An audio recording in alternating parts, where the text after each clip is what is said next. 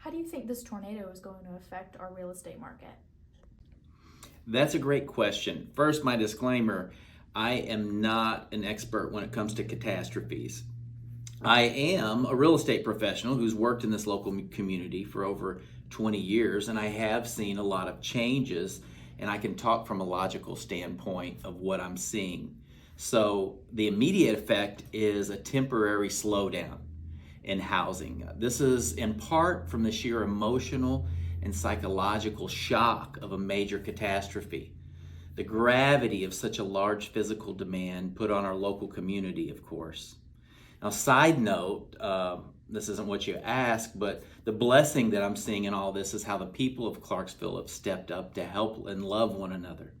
Thousands of people are volunteering their time to help with meals and the massive cleanup effort. Businesses are committing their equipment and manpower.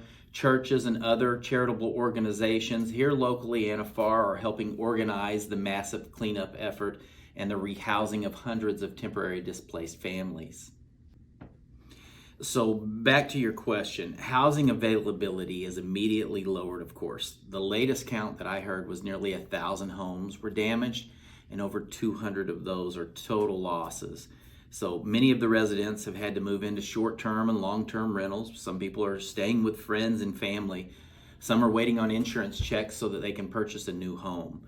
Many contractors and subcontractors locally are becoming backlogged already from all the work that's needed to repair and remodel the salvageable homes.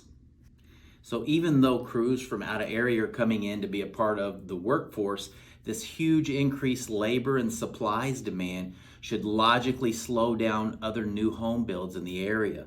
Plus the work demand to remove the total loss homes and rebuild on those lots. So all of this increases demand for housing while the supply is lowered. This drives prices upward. Home values for existing homes were still increasing overall for the last year in Clarksville for existing homes at nearly 5%, which is a solid number. Housing was already slightly undersupplied in a lot of places around the country, definitely here in Middle Tennessee and Clarksville, as we were still in a seller's market, even with increased interest rates over the last year and a half. And until you hit about the $500,000 price point, we were still in a seller's market. So long term, it should drive prices up some more.